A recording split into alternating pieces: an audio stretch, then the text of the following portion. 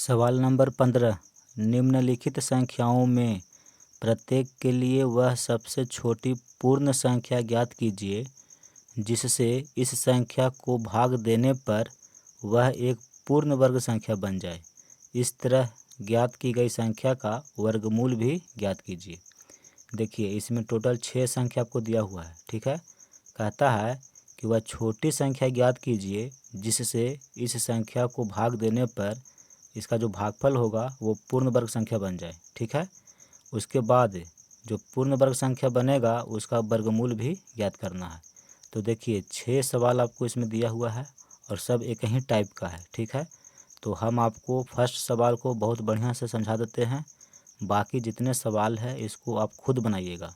अगर मान लीजिए कि आपसे ये सवाल नहीं बनता है तो इसका हम सॉल्यूशन बना करके आपको दे देंगे, उसको देख करके आपको खुद समझना है। ठीक है, लेकिन देखिए, फर्स्ट सवाल को हम बहुत बढ़िया से समझाएंगे ताकि आपको कोई दिक्कत ना हो बाकी सवाल को बनाने में। ठीक है, तो आइए फर्स्ट सवाल को हम सॉल्व करते हैं।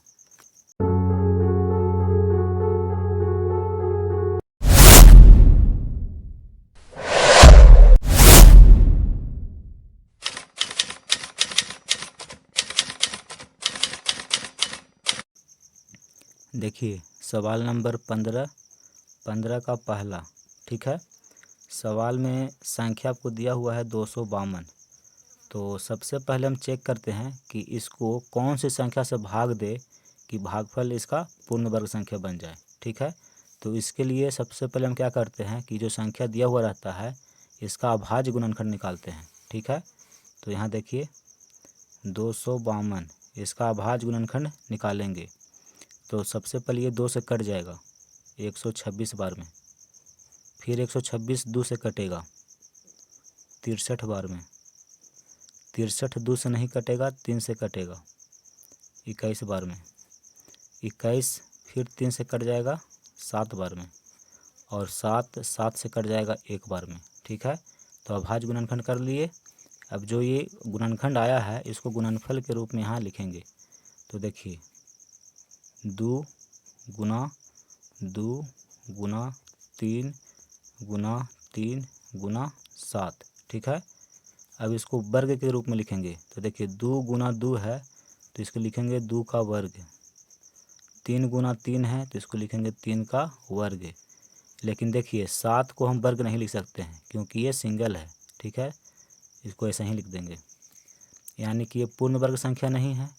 तो देखिए, पूर्ण वर्ग संख्या बनाने के लिए किसी संख्या को पूर्ण वर्ग संख्या बनाने के लिए जो सिंगल संख्या बचा हुआ है इससे या तो इसको भागा दे दीजिए या फिर इसी संख्या से आप गुना कर दीजिए।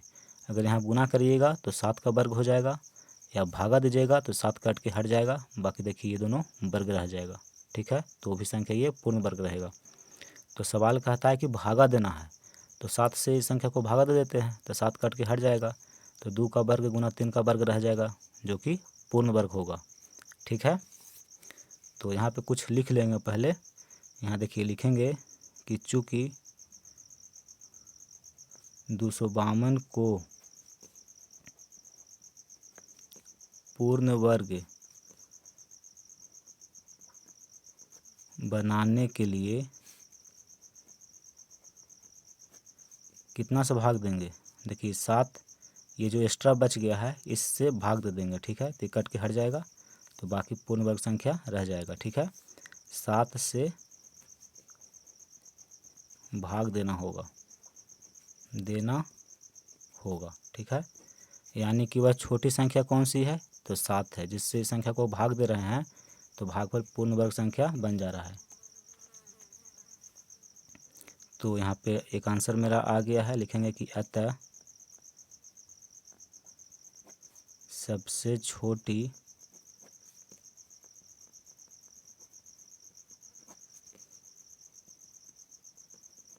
अभिष्ट संख्या 7 है। ठीक है, ये आपका उत्तर हो गया। अब देखिए पूर्ण वर्ग संख्या निकालिए। पूर्ण वर्ग संख्या, तो देखिए 252 संख्या है और इसको भागा देंगे कितना से, 7 से, तो इसका भागफल कितना आएगा। यहाँ देखिए 252 को अगर हम 7 से भागा दे तो 7 या 21, 4 ऊपर से 2 उतरा, 7 छक 42, तो भागफल आया है 36। तो देखिए 36 क्या है, पूर्ण वर्ग संख्या है, 6 का वर्ग होता है। तो सवाल कहता है कि जो पूर्ण वर्ग संख्या है उसका वर्गमूल भी ज्ञात करिए, यानी कि इसका वर्गमूल भी निकालना है। तो देखिए 36 का वर्गमूल, तो 36 को लिख सकते हैं 6 गुना 6। देखिए 6 2 गो है तो 1 6 बाहर निकल जाएगा, यानी कि जो पूर्ण वर्ग संख्या है इसका वर्गमूल 6 होगा। देखिए सवाल नंबर 2, इसमें संख्या दिया हुआ है 2925, ठीक है। तो सबसे पहले हम 2925 का अभाज्य गुणनखंड निकालेंगे। तो देखिए अभाज्य गुणनखंड हम यहाँ पे निकाले हैं। अब देखिए 2925 को अभाज्य गुणनखंड जो आया है उसको गुणनफल के रूप में लिखे हैं। देखिए 3 आया है 2 बार, तो 2 बार गुना किए। 5 आया 2 बार, तो 5 को भी 2 बार गुना किए। 1 बार 13 आया है तो 13 को गुना किए। अब इसको वर्ग के रूप में लिखे हैं। देखिए 3 का वर्ग बना तो यहाँ लिखे 3 का वर्ग, 5 का वर्ग बना तो लिखे 5 का वर्ग। 13 का वर्ग नहीं बना क्योंकि 13 1 है और 1 का वर्ग नहीं होता है, ठीक है, कम से कम 2 होना चाहिए। तो 13 का वर्ग नहीं बन रहा, इसलिए यहाँ पे हम सिर्फ 13 लिखे हैं। अब देखिए चूँकि 2925 को पूर्ण वर्ग बनाने के लिए क्या करेंगे, ये जो 13 एक्स्ट्रा है इसको काट के हटा देंगे। जब ये भागा देंगे तो कट के हट जाएगा, तो देखिए फिर सिर्फ वर्ग बचेगा, ठीक है, यानी कि ये पूर्ण वर्ग संख्या बन जाएगा। तो क्या किए, 13 से भाग देना होगा, यानी कि इस संख्या से भाग देना होगा। अतः सबसे छोटी जो अवशिष्ट संख्या है वो कितना है, 13 है। ये आपका उत्तर हो गया। सवाल कह रहा था कि बताइए कि वह छोटी संख्या कौन सी है जिससे इसको भाग देने पर इसका भागफल एक पूर्ण वर्ग संख्या बन जाए। तो वो संख्या है 13, ठीक है। इससे अगर भाग देंगे तो ये पूर्ण वर्ग बन जाएगा। देखिए पूर्ण वर्ग संख्या 2925 को भागा देना है कितना से, 13 से। तो भागा दे करके देखते हैं। यहाँ देखिए 2925 है और इसको भागा देंगे 13 से, तो 13 दूनी का 26, 9 में से 6 हो गया 3, ये कट गया 0 में से 0, ऊपर से उतरा 2, 13 दूनी का 26, 6 12 में से 6 हो गया 6, ये 0, ऊपर से उतरा 5, 13 पचे 65, यानी कि इसको 13 से भागा दिए तो भागफल आया है 225, ठीक है। और 225 एक पूर्ण वर्ग संख्या है, ठीक है। देखिए 15 का वर्ग होता है 225। हम आपको जब कॉन्सेप्ट पढ़ा रहे थे तो बताए थे कि कम से कम 1 से लेकर के 20 तक का वर्ग आप याद कर लीजिए, ठीक है। देखिए 15 का वर्ग अगर आपको याद रहता तो पता चल जाता कि 225 15 का वर्ग है, ठीक है। तो ये निकल गया है। अब सवाल कहता है कि जो पूर्ण वर्ग संख्या है उसका भी वर्गमूल निकालिए। तो यहाँ देखिए 225 का वर्गमूल हम निकाल देते हैं। तो 225 को हम लिख सकते हैं 15 गुना 15, और वर्गमूल के अंदर में 2 संख्या अगर गुना के रूप में हो तो एक संख्या बाहर निकल जाता है, ये वर्गमूल का नियम होता है। यानी कि 225 का वर्गमूल 15 होगा। ये उत्तर हो गया। सवाल नंबर 3 देखिए, इसमें संख्या दिया हुआ है 396, ठीक है। और सवाल कहता है कि इसको कौन सी छोटी संख्या से भाग दे दिया जाए कि भागफल पूर्ण वर्ग संख्या बन जाए, ठीक है। और फिर उस पूर्ण वर्ग संख्या का वर्गमूल भी ज्ञात करिए। तो देखिए सबसे पहले हम क्या करेंगे कि इसका हम अभाज्य गुणनखंड निकालेंगे। तो 396 का अभाज्य गुणनखंड हम यहाँ पे निकाले हैं। 396 सबसे पहले 2 से लगेगा तो 198 बार में कट जाएगा। फिर 198 2 से कटेगा 99 बार में। 99 अब 2 से नहीं कटेगा, 3 से कटेगा 33 बार में। 33 3 से कट जाएगा 11 बार में। और 11 11 से कट जाएगा 1 बार में। अभाज्य गुणनखंड के अंत में 1 आ गया, इसका मतलब है कि अभाज्य गुणनखंड कंप्लीट हो गया है, ठीक है। और जो भी गुणनखंड है इन सभी को गुणनफल के रूप में लिखा जाता है। तो देखिए 396 का जब हम अभाज्य गुणनखंड किए तो देखिए ये सब गुणनखंड आया है और इन सभी को हम गुणनफल के रूप में लिख दिए। 2 है 2 बार तो 2 बार गुना के रूप में लिखे। 3 2 बार है तो इसको भी 2 बार गुना के रूप में लिखे। 11 1 बार है तो 1 बार लिखे हैं। अब देखिए 2 बार गुना में है यानी इसका वर्ग बन रहा है, तो हम लिखे हैं 2 का वर्ग। 3 का भी वर्ग हो रहा है तो यहाँ लिख दिए हैं 3 का वर्ग। 11 का वर्ग नहीं हो रहा है तो सिर्फ 11 लिखे हैं, यानी कि ये संख्या पूर्ण वर्ग संख्या नहीं है, क्योंकि जब इसका हम अभाज्य गुणनखंड किए तो पता चला कि 11 का वर्ग नहीं है, ठीक है। इसीलिए अभाज्य गुणनखंड किया जाता है ताकि हमें पता चल जाए कि वो संख्या पूर्ण वर्ग है कि नहीं है। अभाज्य गुणनखंड से पता चल जाता है कि किस संख्या का वर्ग है कि नहीं है, ठीक है। तो देखिए 11 का देख रहे हैं कि वर्ग नहीं है, इसका मतलब ये पूर्ण वर्ग संख्या नहीं है। अब देखिए इसको पूर्ण वर्ग बनाने के लिए या तो 11 से गुना कर दीजिए या फिर 11 को भाग दे दीजिए, ठीक है। 11 से इसको भाग देंगे तो भी ये संख्या पूर्ण वर्ग बन जाएगा, या 11 से गुना कर देंगे तो भी बन जाएगा। अब सवाल में क्या कहता है उस पर डिपेंड करता है। तो सवाल में कहता है कि भाग देना है, यानी कि जो संख्या 11 एक्स्ट्रा है इसको भाग दे करके हटा दीजिए। तो वही लिखे यहाँ पे कि चूँकि 396 को पूर्ण वर्ग बनाने के लिए 11 से भाग देना होगा। देखिए इधर कितना है, 2 का वर्ग है, 3 का वर्ग है और गुना 11 है, ठीक है। जब इसको हम भागा देंगे 11 से तो देखिए 11 से 11 कट जाएगा, तो फिर 2 का वर्ग रहेगा और 3 का वर्ग रहेगा, तो ये पूर्ण वर्ग है, तो इसीलिए भागा दे दिए, ठीक है। अतः सबसे छोटी अभिष्ट संख्या, यानी कि वो कौन सी सबसे छोटी संख्या है जिससे इस संख्या में भाग देने पर इसका भागफल पूर्ण वर्ग बन जा रहा है, तो वो संख्या है 11। तो ये आपका पहला उत्तर हो गया, ठीक है। अब देखिए जब इसको भाग देंगे तो भागफल पूर्ण वर्ग बन जाएगा, तो उस संख्या को पहले निकालिए। तो यहाँ पे हम लिखेंगे पूर्ण वर्ग संख्या, तो 396 है, इसको भागा देंगे 11 से, तो भागफल कितना आएगा, यहाँ देखिए 396 को 11 से भागा देना है, तो 11 तिया 33, 6 ऊपर सूत्रा 6, 11 छक 66, यानी कि भागफल आ रहा है 36। तो देखिए 36 पूर्ण वर्ग है, 6 का ये वर्ग होता है।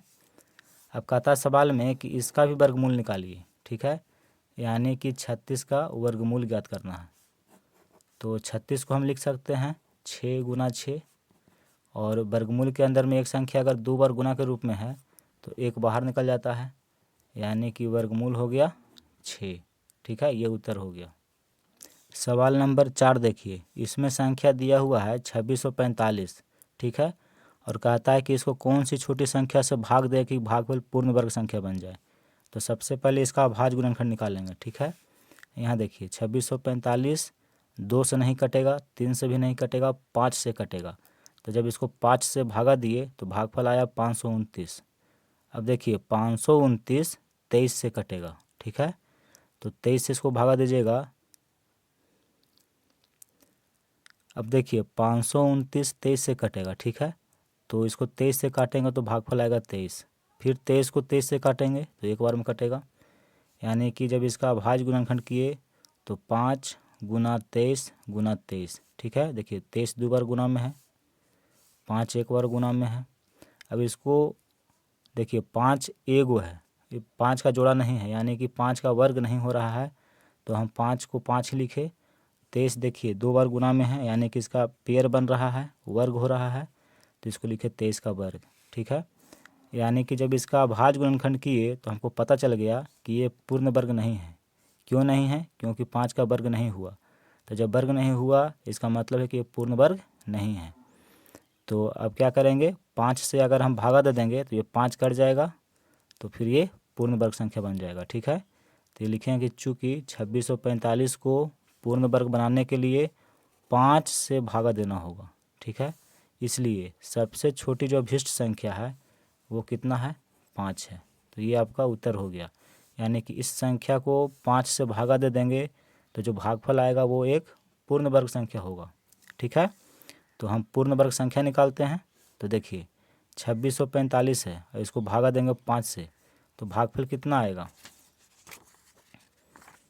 भागा देते हैं, 5 से भागा देना है 2645 को, तो 5 बचे 25, एक बचेगा, ऊपर सूत्रा 4, 5 दूनी के 10, इसमें 4 बचेगा, ऊपर सूत्रेगा 5, 5 नमा 45, यानी कि भागफल आया कितना, 529। तो 529 क्या है, एक पूर्ण वर्ग संख्या है, ठीक है। जब इसको 5 से भागा दे दिए तो भागफल एक पूर्ण वर्ग संख्या बन गया। अब सवाल कहता है कि इसका भी वर्गमूल ज्ञात करिए। तो देखिए 529 इसका वर्गमूल निकालना है। तो 529 कैसे आया, तो देखिए 2645 को जब हम भागा देंगे कितना से, 5 से, तो 529 होता है, यानी कि इसको हम लिख सकते हैं 2645 भागा 5। जब इसमें 5 आप भागा दे दीजिएगा तो 529 होगा, तो 529 लिखिए चाहे ये लिखिए, दोनों में कोई अंतर नहीं है।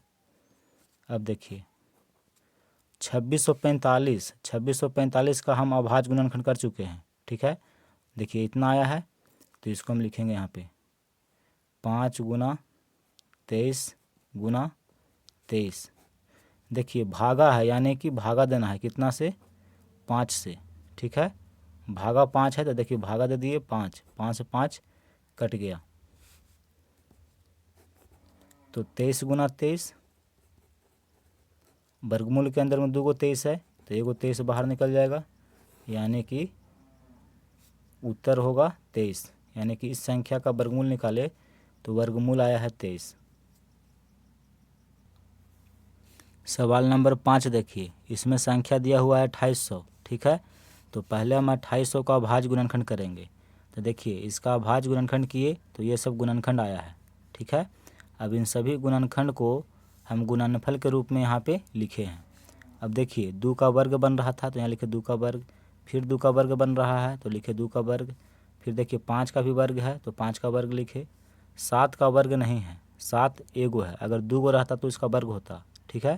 तो यहाँ पे एगो है यानी इसका वर्ग नहीं बन रहा है तो हम सिर्फ 7 लिखे हैं। इसका मतलब ये हुआ कि ये पूर्ण वर्ग नहीं है। तो इसको पूर्ण वर्ग बनाने के लिए क्या करेंगे, तो इसको 7 से भागा देंगे। तो देखिए 7 से जब इसको भागा देंगे तो 7 ही कट जाएगा, तो बाकी जो बचेगा ये पूर्ण वर्ग है। तो यहाँ पे लिखे हैं कि चूँकि 2800 को पूर्ण वर्ग बनाने के लिए 7 से भाग देना होगा, ठीक है। यानी कि सबसे छोटी जो अभिष्ट संख्या है वो कितना है, 7 है। तो ये आपका पहला उत्तर हो गया। यानी कि इस संख्या को अगर 7 से हम भागा दे देंगे तो इसका जो भागफल होगा वो एक पूर्ण वर्ग संख्या होगा। तो देखिए पूर्ण वर्ग संख्या को निकालना होगा, क्योंकि सवाल में कहता है कि जो इस संख्या को अगर हम छोटी संख्या से भाग दे और भागफल जो पूर्ण वर्ग संख्या आएगा उसका वर्गमूल ज्ञात करिए। तो पहले हमको पूर्ण वर्ग संख्या निकालना होगा। तो देखिए संख्या 2800 दिया हुआ है, इसको भागा देंगे 7 से, तो 7 चौके 28, 2 गो 0 है, यानी कि भागफल आएगा 400। और 400 क्या है, एक पूर्ण वर्ग संख्या है, ठीक है। अब 400 का वर्गमूल ज्ञात करना है। तो देखिए 400 है, इसको हम लिखेंगे 4 गुना 100, 100 को 4 से गुना करेंगे तो 400 हो जाएगा। फिर देखिए 4 है तो 4 को हम लिख सकते हैं 2 गुना 2, और 100 है तो 100 को लिख सकते हैं 10 गुना 10।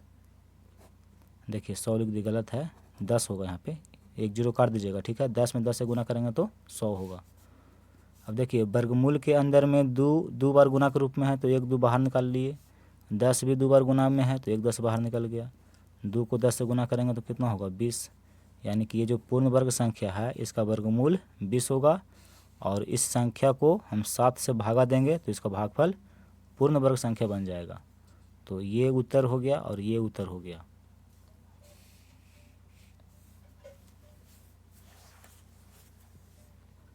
अब देखिए सवाल नंबर 6, इसमें दिया हुआ है संख्या 1620। तो पहले हम 1620 का अभाज्य गुणनखंड निकालेंगे।